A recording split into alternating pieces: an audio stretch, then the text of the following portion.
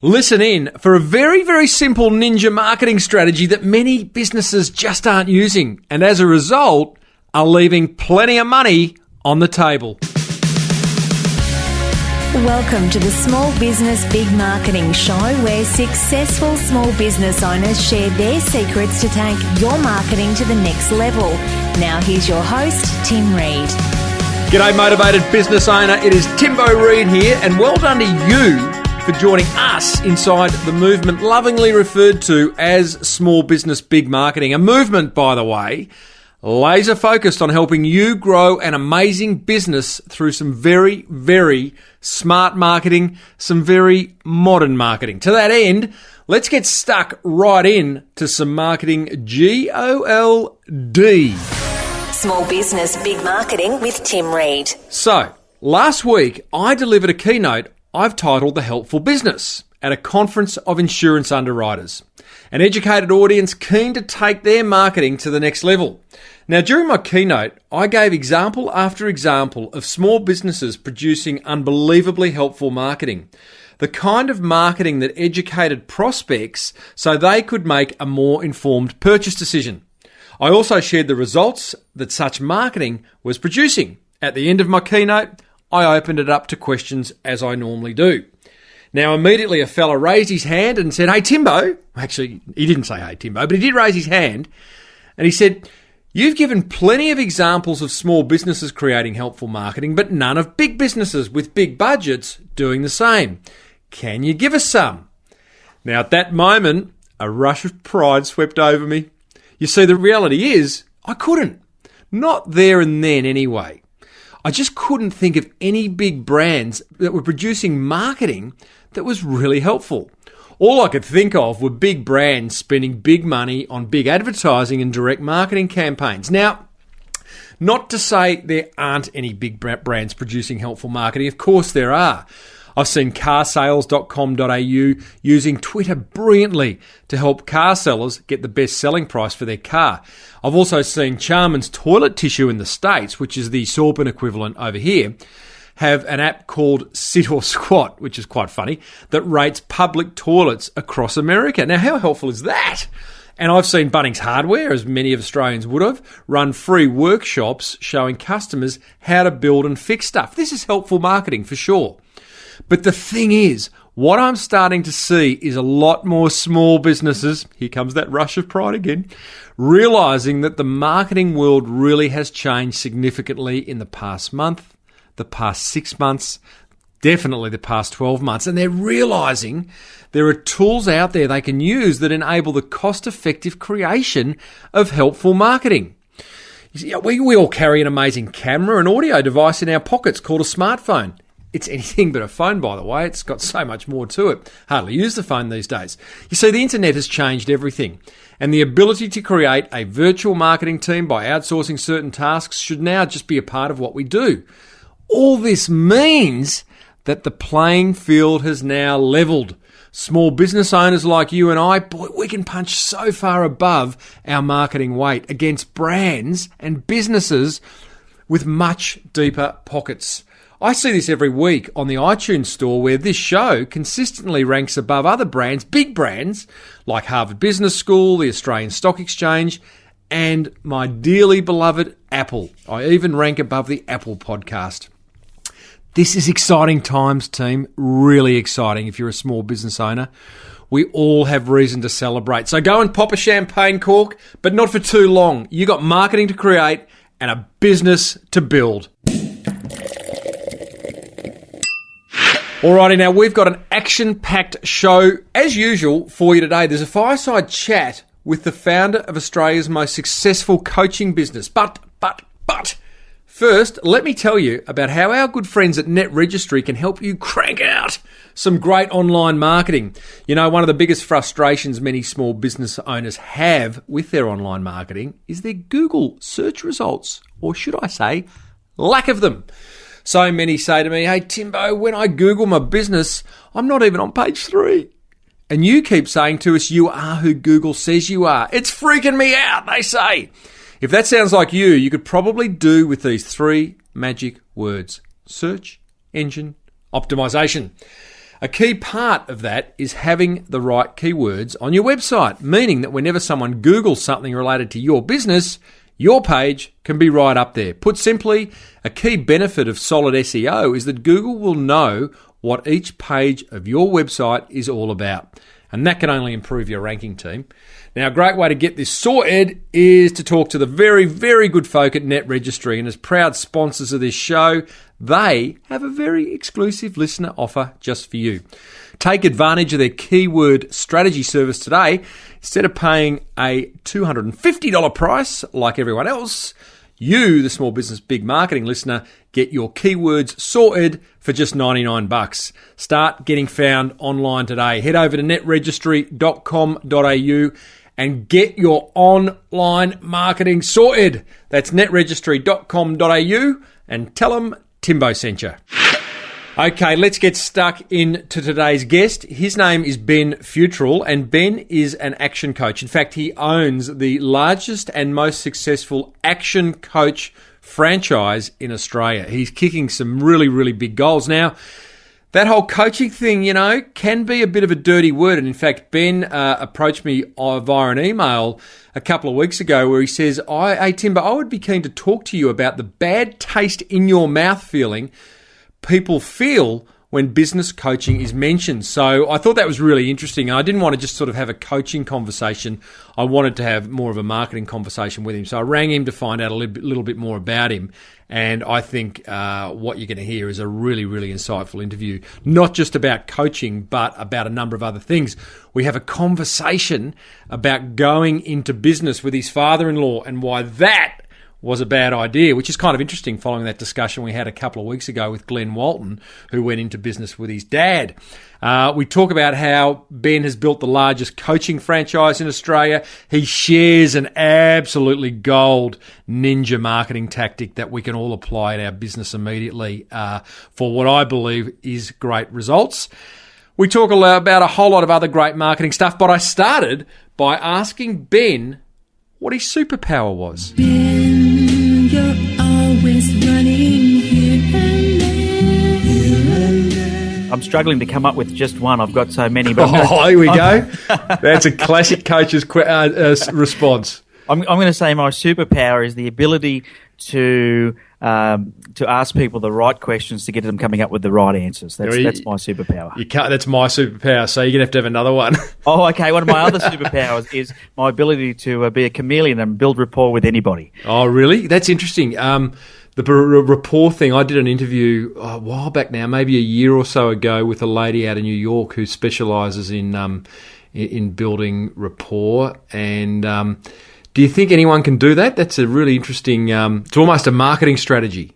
I think it is a marketing strategy. I think, look, if you think about when we buy from somebody, we always buy from somebody that we like. So if you can't build a relationship with somebody, then it's unlikely that you're going to have a professional relationship where you're going to make a transaction. So I think it's a big part of marketing. Huge part. What's the trick? Because, rapport, that's about personality. Rapport doesn't mean, I'm just thinking out loud here, but it doesn't have to be about being an extrovert or being funny or being the life of the party. But what is rapport to you, and what's the number one tip for building it?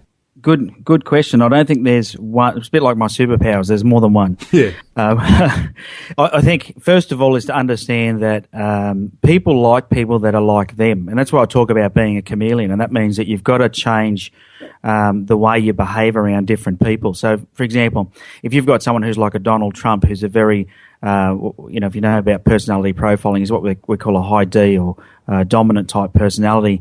And if you go to him with too much detail and wanting to ask too much question and blabber on for too long, he's going to lose interest. So by being a chameleon, understanding that you need to adapt to that personality style, then you can start to talk their language. And that's what builds rapport. Sort of like you've seen people who had pet parrots before.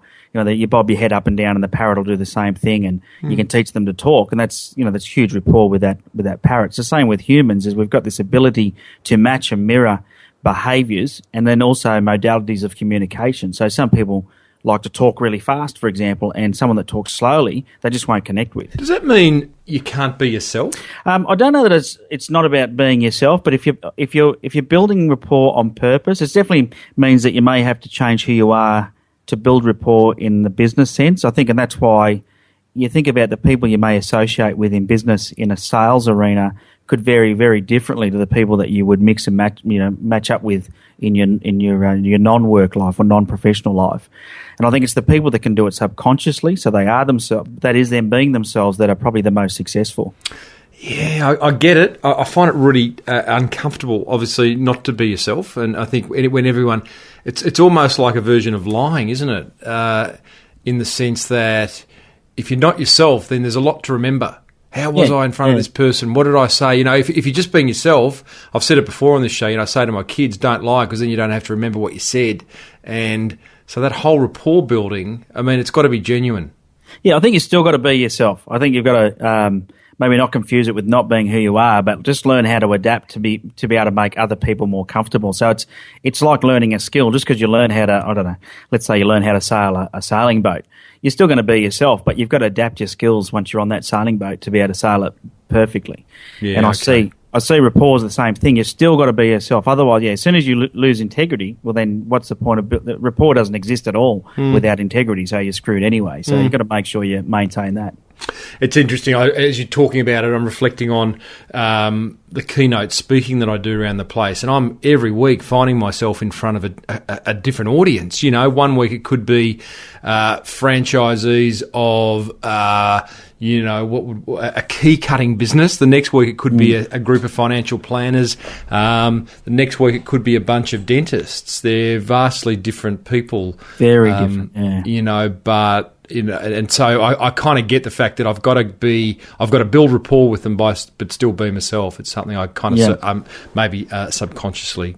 But that's probably a good way of putting it. I presented to a bunch of accountants last night for the CPA group, and they're very different. Their values are set by different things to what the values of a plumber is. So we've just got to communicate differently to relate to them. That's probably the best way of putting it. Well, that's a good superpower, Ben. I love it, mate. Now listen, let's get stuck in. I want to cover a couple of things with you. You've got an interesting and colourful business background. You've started a business. You've sold it in your early days as a young bloke. Now you've started the world's largest action coaching franchise, which I think is really interesting. I want to ask the elephant in the room question, which we'll come to shortly. And then I want to talk about a particular marketing strategy that you've that you shared with me before we hit record, which I love, and I don't think enough businesses are embracing it. So we've got a bit to cover, mate. Sounds like it's going to be a long call, but that's good. Yeah, that's right. Cancel all meetings, and I understand you go to Fiji tomorrow, so just put that flight back. First thing in the morning. Love it, mate. We're not done by then. You'll hear the dial tone. Correct. All right, now listen. From what I understand, age of 18, you started a transport business and you sold it at the ripe old age of 24. Why'd you start the business and why'd you sell it? Okay, so you're close on the age of there. I started my first business at 18. Which was as an owner-driver, so in transport, and I started my first serious business at 24, which was a transport company, and sold that at 28. I got involved in transport because in fact, it's a long story, but I left school early, and back when I left school, which was some time ago, I won't reveal my age, was back in the day where parents would say, hey, if you're going to leave school early, then you need to go and get yourself a trade. And so I went off and became a panel beater and worked out I didn't like that. And that sort of then led me into once I did my trade and thought, what am I going to do next? And I spent a year doing as many jobs as there were months in the year, trying to discover what it was that I wanted to do, and quickly worked out what I didn't want to do. And one of the things that I found out was I like to be independent. So I went and bought myself a van and set up my own transport company as an independent contractor. And that's where it all started. Did that for several years, got sort of slowly invited into working internally in different organisations, and I became the operations manager for a company called Sky Road, which is a main Nicholas company. And, a lot of your listeners probably have been in the corporate world, and one of the things that happen in corporate world is they make quick decisions without any notice, and one day that's what happened to me. They said, we're shutting your division down. What are you going to do? You can go back on the road as a driver, or you can go. And I thought, well, I don't really want to continue driving. I've got this passion now to go and build something. And so I partnered with probably the best and worst thing I do. I partnered with my father-in-law. Ooh, jeez. Hey? So it was a pretty brave move. Yeah. Why did you do that? Well, he had the money and I had the knowledge. Yeah, right, okay. He was the banker. He was the banker. And at 24, I was 10 foot tall and bulletproof and thought I could do anything. And a lot of people advised me against doing it, and I just didn't listen. I thought, no, I'll make this work. And within 4 years, soon worked out that whilst the business was, fairly successful sales-wise, and that's where I've always been strong. You talk about superpowers. I've always been a sales and marketer. And so I could build the business. We were working a lot of hours and not making a whole bunch of money out of it when I sold out of it. So you actually sold, I made the assumption, it sounds like incorrectly, that you sold quickly and early because someone made a decent offer. But in actual fact, the idea of going into business with your father-in-law didn't work out? Well, it did and it didn't. So we were together for 4 years. And, we rapidly grew, but that was mainly because of my contacts within the industry. And we got to the point where the amount of hours I was working was starting to hurt my family. It was, we weren't taking a lot of money out of the business. So we were turning over about $4.5 million a year, but we weren't paying ourselves very much money. And so something had to give. And my marriage was probably heading in the wrong direction. And how awkward's that? Because that's your wife's dad. Very awkward, extremely awkward. To be able to go home and go, well, I'm working hard to make this work, and I'm supporting, your father. But, do you mind if I ask who's right or wrong question? I don't know. You're good at questions. Whose side was your wife on? In fact, on mine, and through another weird sort of roll of events over the next 10 years, it still is. They don't talk anymore, unfortunately. But yeah.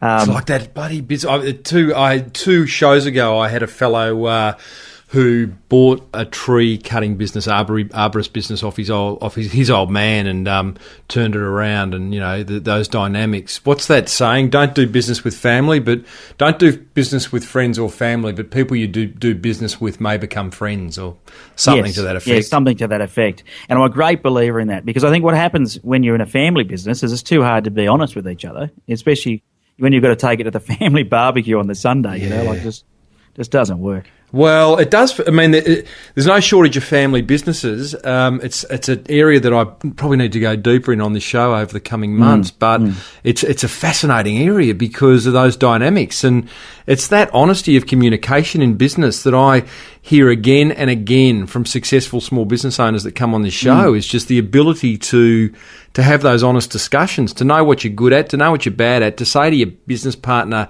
you're stuffed up, or you're giving me the shits, or whatever it is. That's powerful. And if you couldn't do that, then, look what happens. I think the other challenge for me was there was the family aspect, but we had a huge generation gap as well.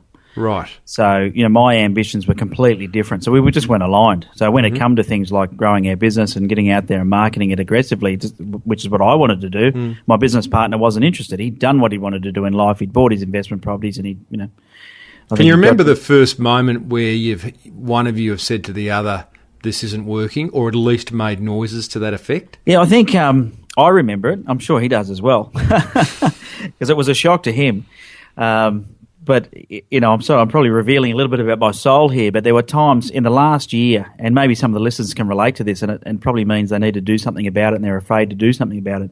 But I would make up appointments just to go out because I just didn't want to be there. Yeah. And that was the first sign to me when I'm going, hang on a minute, there's something, if I'm not excited about being here, if I'm not excited about driving this business, and if I'm making up reasons to go out to get out of the office, then I need to do something about it. Yeah. Yep.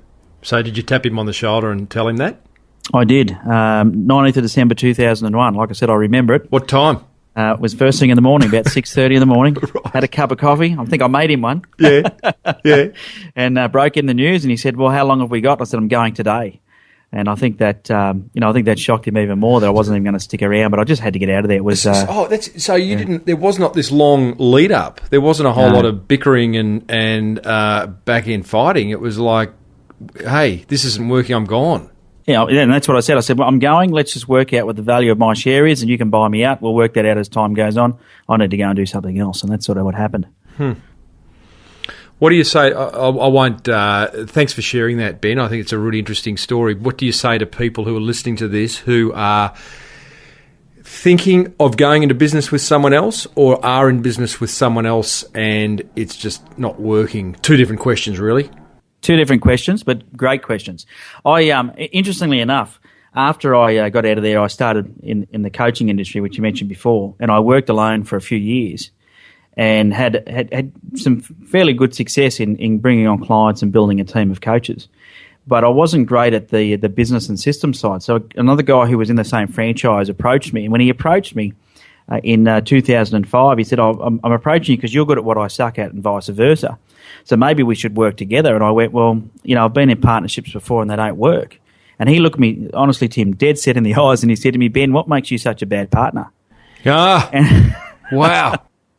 And, ever since, we're still partners today, and we've got the most successful business coaching firm in Australia, not just an action coach, but in the industry. And I go, well, what is it that made that work? And the thing with partnerships is to make sure that each person is clear on what they're responsible for. Yeah.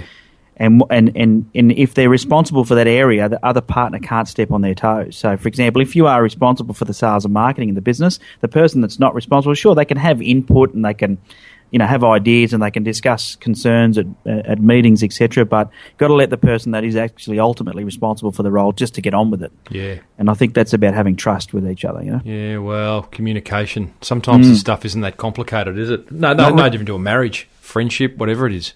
It's exactly the same as a friendship or a marriage, yeah. Just that there's dough involved. Well, there's dough involved in those things too. Yeah. Interesting, mate. Love that story. Now let's talk. Let's move into present day, where you do. I said the world, but you've qualified it as being saying in Australia the most successful coaching business in Australia. Wrap some numbers around what you've got at the moment. So. The world is correct, by the way. You're talking about the ActionCoach franchisee. We are the number one for them. We've been the global number one for 4 years running. Right. And to put some numbers around that, our firm, we have about 25 in our team. About half of those are business coaches, a little over half. The remaining people in that team are sales and marketing or administration. Mm-hmm. And we're turning over around about the $5 to $6 million a year. Mm-hmm. And you find that in this industry, most people are individuals working out of their home office, which is how I started, and I think every bigger business starts off as a small business. Mm-hmm. My goal is to take this business to $300 million a year, Australia, New Zealand wide, which is the license that I've now got to operate in. And, we'll end up with 400 coaches to make that happen. But the vision for us is to have a coach, or for me, is to have a coach for every business, not in every business, because not everyone's coachable and not everybody wants coaching. Mm-hmm. And we may not even call it coaching then. It might be something else. Who knows? But it's about having the people available and the services available for small to medium business owners out there to tap into, because it's just not out there. What's your time frame from going to 6 million to 400? Another 9 years. So when I'm 50, right. Now I'm giving away my age. Yeah. Oh well. That's interesting. So I want to understand. There's two questions there. There's one is, how did you get to that success within the Action Coach franchise and just coaching generally in Australia, because it is a crowded marketplace, and I think it's an overused term, and it's the term life coach or whatever type of coach you want to talk about. Let's just identify the elephant in the room, is that it can be a dirty word in, I certainly won't say most, but a lot of small business owners, when you say that word, they cringe. And I think you agree with me, because you approached me on this premise to appear on the show. Yeah. What's your view on that? I agree that and I think the challenge is this. If you think about, and to relate this to marketing, because I think this is all about the marketing, and marketing can have a negative or a positive effect. If you think about some of the most successful marketing stories out there, it's about under-promising and over-delivering. And I think what's happened in our industry is too many people have over-promised and under-delivered. And so what's now, as a recourse of that, is that there's a lot of other people that are great coaches, good coaches, and they've just happened to brand themselves as a business coach. But unfortunately, that term has been a little bit tarnished by a few that have done the wrong thing, or maybe a lot, I don't know. And part of that, is our own franchisee network has been responsible for that, because it attracted a lot of people. It was a fast-growing industry. It was the buzzword. It was almost a get-rich-quick industry, I reckon. The way the industry advertised itself to attract more coaches, not more clients, more coaches. I reckon it was attracting people. I saw people go into it, I thought, really? You are going to coach someone else? And I'd be thinking, wow, they were going into it with the wrong intent. Their intent was, I'm going to have I'm going to have a lifestyle business that's going to allow me to charge an hourly rate that I wouldn't get anywhere else, as opposed to the intent, I'm going to go in and help a whole lot of other people because I can. I have the knowledge and the willingness and the know-how to do it, grow in some aspect of their life or business. And I totally agree. I think that was part of the problem in the beginning. And the model that I've now developed, I've turned mine into like a legal or an accounting firm. So we have employees and we have juniors right through to senior coaches here. So rather than being business owners or franchisees, they're now employees, which brings a new set of problems because people ask the question, okay, well, how are they going to teach me how to grow my business? But the thing for us now is we go, okay, well, there's all these people out there that had that get-rich type quick thing. And even me, if you think about the business background I had, sure, I'd built up a big business. I had 64 trucks on the road. We were turning over millions of dollars. However, it wasn't that successful a business from a profitability point of view. Really, if they'd asked the right questions 12 years ago, they would have said, sorry, Ben, you don't qualify. I don't have any business degrees. I didn't have any formal qualifications. What I had was the ability to communicate and relate to people and to be able to inspire people. And I think that, that's one of the keys of a good business coach. But without knowledge that you can transfer, that the energy and motivation is no good. And in fact, I'm quite good friends with Brad Sugars, and one of the things he hates being called is a motivational speaker because he says if you just if you've got a room full of people that just happen to be stupid, you motivate them to do stupid things faster. So being a motivational speaker is not the right thing. You want to be an educator. Mm-hmm. And that's really what we're now building this on, is how do we educate people? Because small business owners don't get an education. I was talking to a plumber yesterday, and I said to him, what business training did they give you at your TAFE course? He said, well, they give us some business fundamentals, but it's more about how to do your books and pay your BAS on time. So there's compliance stuff. It's not how to market my business. It's unreal, isn't it? Those courses, they don't get it, whether it be a doctor or a plumber. They're not getting that real. That's why they listen to this show, mate. Which is great. Yeah, this is their MBA.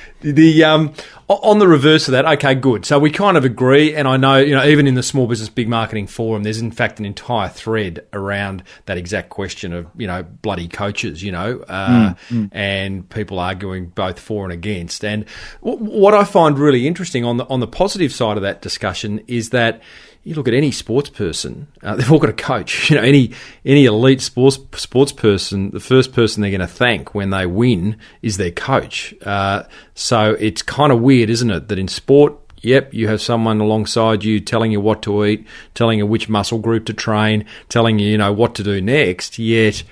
Well, I don't know. I'm sure there's some research study done, but surely it'd be the majority of business owners don't have that support. And the question is, they certainly, when they win, they'll attribute it to the coach. When they lose, who do they blame? Correct. And I think that's part of our problem in our industry is when someone engages a coach and they don't get the results they expected, quite often they blame the coaching rather than looking at themselves going, well, the whole reason I came to a coach in the beginning was because something wasn't right and I haven't been able to fix that. Now, your coach certainly has an accountability to help you get through whatever that is, and it's usually a mind shift of some sort to go from being a plumber to being an owner of a plumbing business, or go from being a lawyer to being the owner of a lawyer business, or I say a lawyer, but a law firm. So,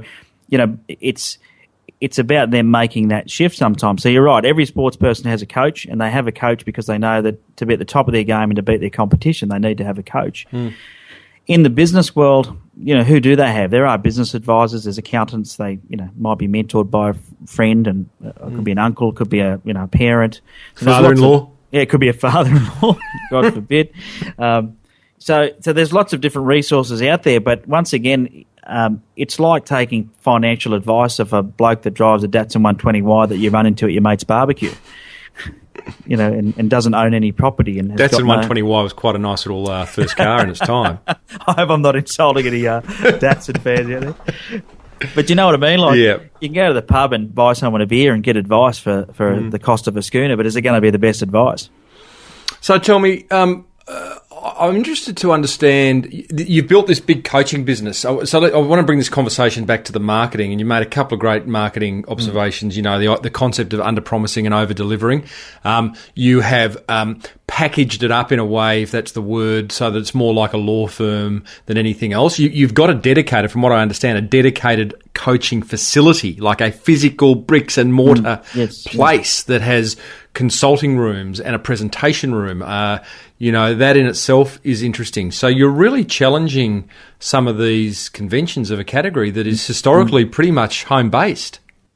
Yeah, definitely. I think when we moved here about 3 years ago, 2.5 years ago, I decided that I wanted it to be a facility where people could come. And I was almost inspired by the Qantas Club. I want business people to come here, get free Wi-Fi, have a cup of coffee and sit here and work in a quiet space if that's what they need, outside of their coaching relationship. So they can just see it as a sort of as a business centre. But then I also wanted that when they were engaging our services that they had the facilities to be able to support what it is they wanted to do. So, you know, we have programs that are one-to-many. So we needed a room to deliver that in that was purpose-built and had all the functionality that was required to give them the best value. Same with the one-on-one consulting rooms. We built those so they had somewhere to sit, and they're varying sizes from 3-seat right through to 6-seat rooms, depending on how many people are coming in. And then 3 of those rooms have also got video conferencing facilities as well, so they can bring in other partners in other states or offices. Then we've got a series of like telephone booths, or we call them Skype rooms, but essentially they're just a small room for one person set up with Skype and a computer or a telephone, so they can then use the telephone or Skype to work with their clients. And like I said, it has traditionally been a home-based business, and I think that's part of the problem is that there's these people out there that are running just a home-based business on their own that aren't congruent in what they're teaching. And so, you know, I said I'm going to build a business that doesn't require me to be in it, and then pass that knowledge down through a team that we train to be able to teach other business owners that there is a better way, there is an easier way, and we'll have the facility was about providing that resource to be able to do it. Did you do that from scratch when you started this business? Well, no, you said you're actually operating from home, but how long into owning the franchise a license did you go, oh, no, this needs a dedicated facility? Not very long. In fact, it's not a very sexy term, but within 6 months I went to a place called an incubation centre. I don't know if you've heard of those. Yeah. I don't mind that. I like the idea of, it's a hothouse of ideas. It is, and it was. I think what happened for me was I was in my home office, and remember I'd come from a business with 64 trucks on the road. So, I was used to having an office and somewhere that was separate where when the phone rang, I didn't hear it at home. So it was about maybe 4 or 5 months in, I went, this is not working for me. I can't work from home. And so I went to this incubation centre down the road, and I set up an office there, got a PA, and that's sort of where it started. And then the incubation centre then hired me to help them fill it up because their occupancy rate was pretty low, which only took me a few months, and then they were kicking me out because they're going, well, you don't need to be here anymore. We need your room. That was nice of them. And then I ended up at an office at Norwest, and then outgrew that, and that's when my business partner approached me, and he already had 400 square metres at Gladesville. So the natural transition was to go there because he still had time on his lease. And that was a 70s building, an old fit-out, huge offices, wasn't open plan, and just didn't suit the values of who we were as a company. And when I approached the landlord and he said that he wouldn't spend the money on renovating the building, I said, well, I'm going to have to go somewhere else. And that's when I came across to North Ryde, which was a real smart move. It's a good spot. We're surrounded by, Microsoft and BOC Gases and CSIRO. Yeah. We're in a business park with some really top class, internationally known companies and good positioning. And so we've got the whole top floor of the building, and it's like I said, we started it from scratch. We drew every line on a plan and said, how big does that room need to be? What does it need to deliver? What does a client want to feel when they're in there? How do we make sure they get what I like to call the Disneyland experience? I want them to come here and get an experience that they can go and tell other people about that's positive, Well, the Disneyland experience is the happiest place on earth. I'm not sure that a coaching facility would be necessarily the happiest place on earth. So what is, I'm always fascinated by a business that actually identifies the need to create an experience. So have you kind of mapped that experience from the moment they park their car to the moment they walk out? Or how do you how does that experience show itself? I think that's a good question. Probably it's going to be a hard one to answer, but I'll do my best. I think I said to myself as we did this fit out, I thought, where do I feel special? And there's a couple of places where I go where I feel special. One of them is the Qantas Lounge. The other one that I go to that I feel special at is the BMW dealership. I've had a BMW now for a few years, And when I go there, I don't feel like just another number. I feel like I'm a loved customer. And then whenever I go to a club of some sort where I'm a member and I have some camaraderie or friendship there, so I think, well, okay, well, if they're the places that I enjoy going or I feel special when I go there, even though I'm paying to be there, how do I replicate that? How do I come up with a way to make it so when people come into my office, they feel that it's something special, something different to a normal office. I love that. I absolutely get that, and that having a reference point. It's funny. It's a separate business idea, but I can't remember whether I've shared this before. But that whole the way the business world and the entrepreneurial world is developing is there is a whole lot of people out on the road doing business in cafes and wherever they can. And this Qantas Club meets your home office idea. I can't believe it hasn't been done. I know there are little serviced offices around the place and they're getting a little bit groovier, but the place for someone to go, whether they be a solopreneur or a small business owner with a few staff but find themselves on the road, to somewhere to go, sit in a lounge, have a meeting, maybe even a little gym or workout, being able to make conference calls, just all in that one place. And feel special, because a lot of those serviced offices, I don't think you feel very special. In fact, I think they're a bit flat, some of them. Mate, they're beige, absolutely beige. But yeah, I love that, and I think we can learn a lot from that. That whole the question is, how can you, to listeners, how can they make their customers feel more special? Because it seems obvious, but sometimes we're so busy on the business that we don't think about that, the experience that we could be creating, because that's what's going to be remembered. Definitely. And we get a lot of I think people get used to it as they come here more often. We get a lot of comments from first-time visitors. And so, for example, every one of our meeting rooms is a different colour. So they're all named after successful entrepreneurs. So every meeting room is got a name, and each one of them is named after someone. Like, for example, we've got the Branson room, and each of those then rooms have bright colour. The chairs are the bright colour. So when they go in there, they feel this vibrance. When you come in the front waiting area, we're always playing music. It's one of our rules. We're to play, the latest that people are going to like listening to. We have we have fresh coffee, so you can have a nicely brewed cappuccino or latte or whatever it is that you like to have.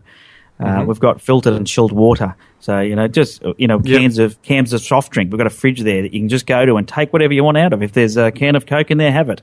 So it's about making them, when they come here, they just feel like it's their little, oasis away from everything else. Righto. So your plan, Ben, is to then take this thing well beyond the boundaries of inner city Sydney, to get to $400 million turnover a year. Are you going to replicate this bricks and mortar model in other states of Australia and New Zealand, or what's the go? That is the plan, and thanks for a 33% increase in my revenue there. That was good. What did I say? 400. That's all right. The numbers are confusing. 300 is where I'm heading. Righto. Okay. My business partner's mind real you, happy, from what I understand, and you're the coach, but that leap isn't as big a leap as going from 500,000 to 10 million or something it's like that. Not. You're right. Am I right? You're 100%. I think you correct. might be underdoing yourself, mate. Just send me a little check in the mail. But the answer is yes. My goal is to build these centres across Australia, because I believe that the SME market doesn't have a facility where they can go and learn about the business of business. And you think about, and I know the government funding thing for employee training is still difficult to get for a lot of businesses, but the fact the government's sitting here going, well, let's provide funded training for employees so they can get better jobs or can improve their employment, but they're not providing any funding for business owners by going, hey, how about we give you some funding to go and find someone to train you? And I know why they're not. It's because I think it'd be like the Fat Bat scheme. It becomes a farcical. No one, no one's in control of it, and it ends up getting taken advantage of. But I think that someone has to go, it's time we had somewhere for business owners to go and learn how to do some of the basics, like how do you do a cash flow forecast? How do you put a budget together? How do you recruit the right person or train them? How do you systemise a process in your business? How do you make sure that your customers are happy and they're getting a consistent delivery? Mate, you're going to be a busy bloke over the coming years. Now, no wonder you're going to Fiji tomorrow. I need it. You do. Let's talk marketing. And, as if we haven't been, but let's talk about a specific marketing strategy that you I'm guessing you've used a lot to grow your Action Coach franchise to where it is today, and you're going to use a lot going forward. and I think just so many businesses owners listening to this should be employing it more often, and that it does relate to every type of business. So, insert drum roll, what is it? So, seminars. There's so many businesses out there that I think are here. Well, the new buzzword, let's talk about the new buzzword. The new buzzword is content-rich marketing. Mm-hmm. And this has come about because of this online world we now have, where it's so easy for people to find information that if you've got a lot of content on the web, you're going to be found. Now, content marketing to me is not new. It's something that's been around for a long time, but people just haven't been doing it effectively because they didn't have the medium they thought they needed. And to me, seminars is content marketing. And, absolutely. I've never gone down the route of charging for my seminars. I do it for free because I want people to feel safe coming to an event where they know they're going to get value. And at the end of that, they can make up their own mind. Hey, do I want to talk to these people further or not? I don't ever do a hard sell. In fact, the last one I did in the city just last month, I run them. You're right, I run them all the time. I've got 3 coming up as soon as I get back from Fiji. But the last one, I was about 20 minutes in, and it was funny. 20 minutes in, this guy sort of yells out, "Hey, Ben," and I go, "What?" And he goes, when are you going to sell to us? What are you going to make us buy tonight? And I couldn't believe that I'm getting heckled by this guy. Yeah. And I'm thinking, well, how do I answer this? I said, well, believe it or not, I'm actually not going to say a damn thing. What I'm going to do is I'm going to give you the opportunity to take some gold away from here tonight, and if you choose to capitalise on that, good. If not, then so be it. But if you do think you're ready to have somebody work with you and help you understand more about how to grow your business, then at the end of this, talk to us. At least you know who we are now. And it's, goes back to the very beginning of our conversation, it's rapport building. So here we are building rapport by giving them, our knowledge for nothing, just to show, hey, we are generous people. We do have abundance. We're not here just for us. And if you don't want to buy from us, that's okay. But however, if you know you need a good kick up the butt every now and then, come talk to us. And so that's really how I've used the seminars. The sceptical small business owner sees free, well, anyone sees free and goes, it ain't free. So, and rightly so, the bloke 20 minutes in's gone, when's the pitch?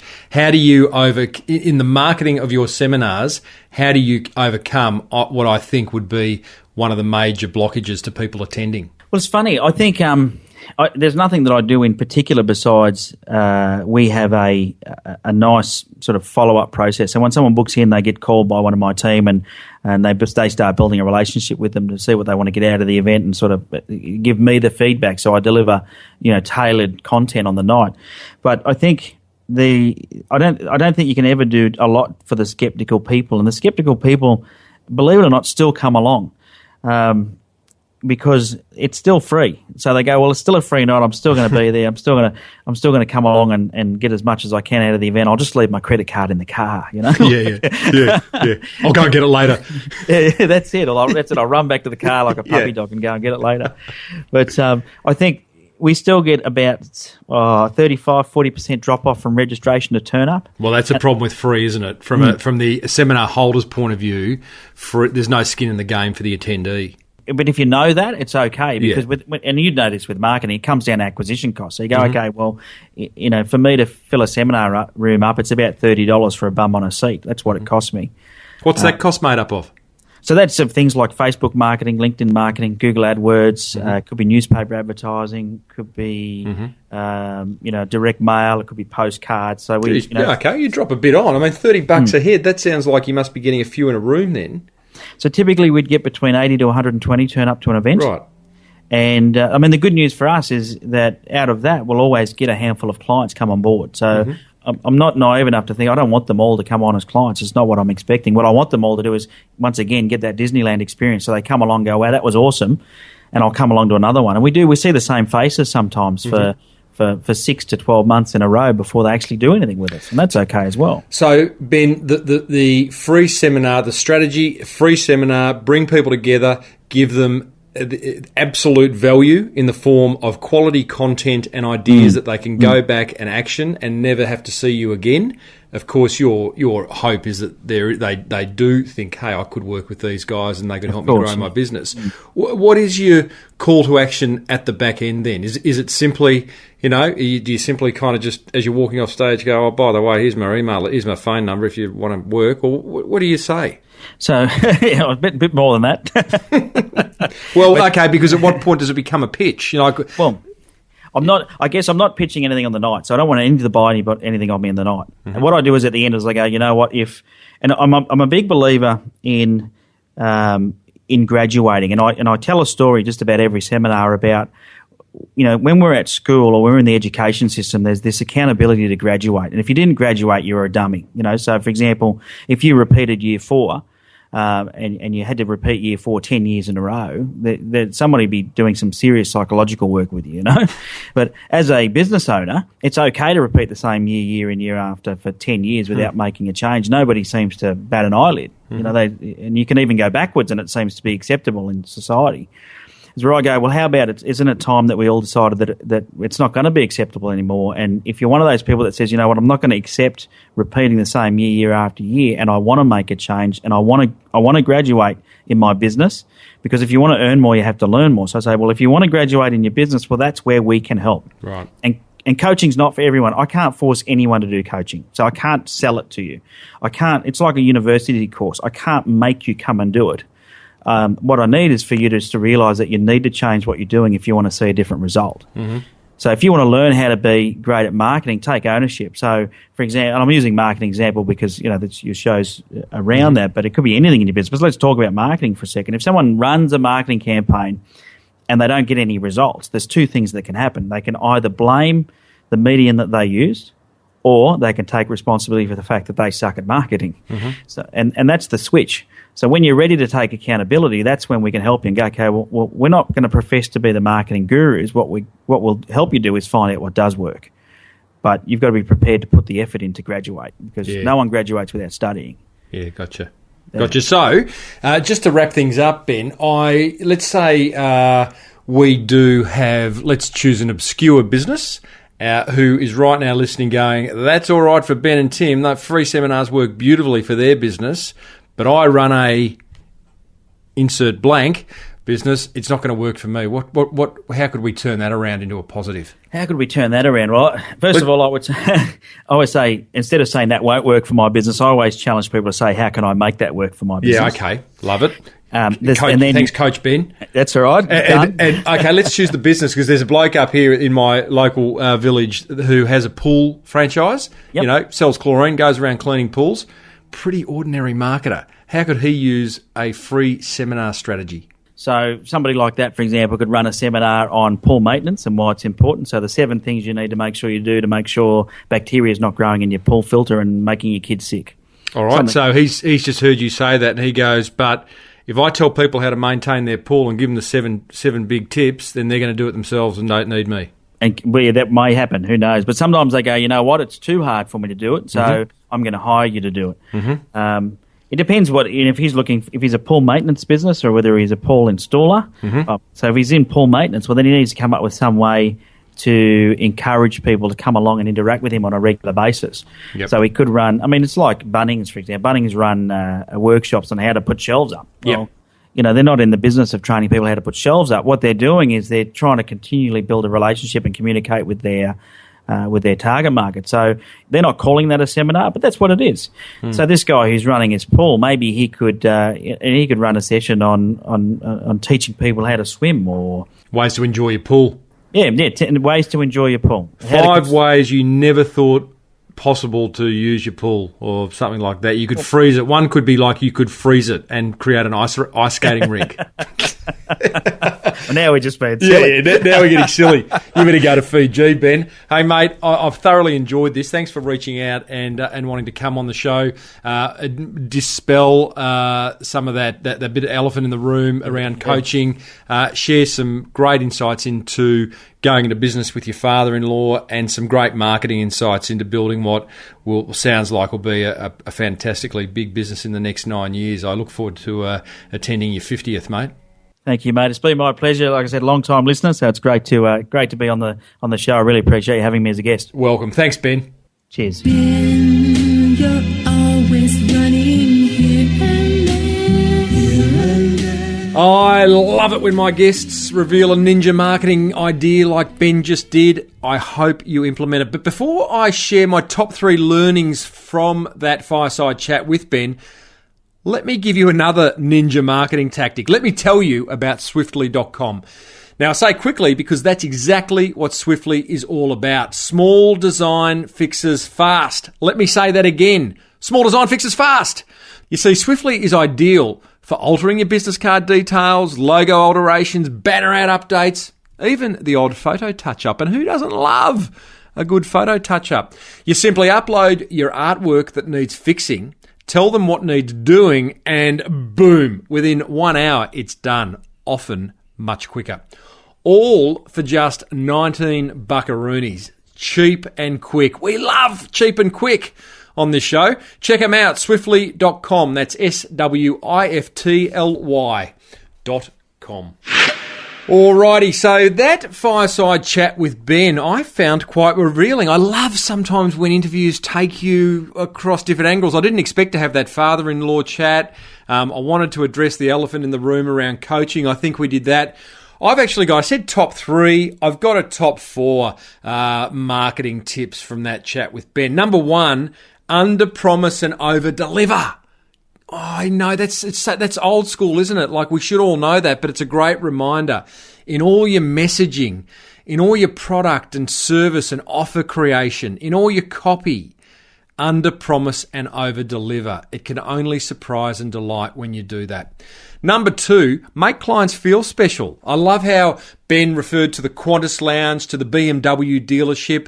Have a think about when you feel special, times when you feel special, or what makes you feel special, and how you can integrate that into your business and make your clients, your customers feel special. That can only build that emotional attachment between you and your customers. Number 3 marketing tip, of course, is that ninja marketing tactic of free seminars. I do love it. I do believe it's relevant to any business. Any business could put together some clever free seminar that gives a lot of value to your prospects, to your customers, doesn't do the hard sell. It's about selling more by selling less. And I love the free seminar idea. And my number 4 tip that I got from Ben was build rapport. You know, he talked earlier about that superpower that he has about building rapport. And I do like that. I do also like being yourself, as I challenged Ben on that whole idea of, I think it's important to be yourself, but just putting effort into building rapport with a prospect, again, can only build that strong emotional connection. Hope you enjoyed that fireside chat as much as I did. That is almost a wrap. However, we have got some listener reviews after the outro to the show. Hang around if you want to hear some listener reviews and how other motivated business owners are putting into action some of the things they're learning on this show. And we have a new part of the Small Business Big Marketing website. Head over to smallbusinessbigmarketing.com. You will find a button on the homepage taking you to a Net Registry blog. And Net Registry have kindly said, get your listeners to send us any online marketing questions they have, and Net Registry will answer them and put them on a blog post on the Small Business Big Marketing website. There's already about 7 or 8 answers to online marketing questions from listeners, and feel free to go to that page. Just go to the homepage of Small Business Big Marketing. You will see a button on the right-hand side that will take you to the blog, and that's where you can post me your question. Remember, I am inside the Small Business Big Marketing forum every day answering your listener questions, your marketing questions. So get in there. It's $1 for the first 7 days to test it out. Why wouldn't you? And we're going to continue the marketing discussion in there. Upcoming guests, team, I've got some great ones. Next week, how to market to women. We are going to cover that topic head on. I am also got an interview coming up in a couple of weeks' time with the creators of that First Kiss viral video that you may have seen. And I think if you haven't, go and have a look at it. I'll put it in the show notes. It's amazing. And it's actually been created by a fashion label out of America, and it's gone absolutely nuts across the airwaves. So that is enough. Plenty of marketing gold coming up. I appreciate you guys joining me on this Small Business Big Marketing trip so much. Have a great week. May your marketing be the best marketing. See ya. You've been listening to the Small Business Big Marketing Show with Tim Reid. Want more marketing goodness? Then visit smallbusinessbigmarketing.com. As promised, here's a couple of listener reviews I have received of recent times on the Apple iTunes Store. Thank you so much to everyone who leaves a review. I read them all and it makes me do what I do. It gives me that little bit of inspiration to keep on going. This one is from Gary McMahon. His headline, Rare as Hen's Teeth, 5 stars. As a solo environmental ecology consultant in business for 7 years, competing against some of the largest companies in the world, this podcast is more than gold. The guests interviewed and the complete delivery is professional, fun, and more important, genuinely applicable and successful for sole practitioners like me. Yeah, thanks, Gary. That's certainly the intention, mate. Been listening now to you for a year and have worked my way through the backlog. This show is rare because it works, and I work a lot with rare plants and animals, so I would know. Thanks, Timbo. Well, thank you, Gary. That's lovely, lovely feedback. This one is from Jazz2311. Marketing gold, 5 stars. This podcast is truly generous with advice and ideas for small businesses. I've learned so much about creative marketing, found interesting products to aid my marketing, and discovered inspiring business owners who divulge their wealth of knowledge. Yeah, they sure do, don't they? Amazing sometimes what people are willing to share. I love it. This show makes you excited about marketing your business. It inspires you to become a better business person for your customers. Timbo gives it all to us for free. I feel like I've stumbled upon this hidden treasure and am so grateful. That is absolutely beautiful feedback, Jazz. Thank you very much. Hey, if you are up for it, hit stop now, head over to iTunes, look up Small Business Big Marketing and leave a listener review. You'll get read on the show and it really helps build my ratings and my ego. See you next week. Bye. Smallbusinessbigmarketing.com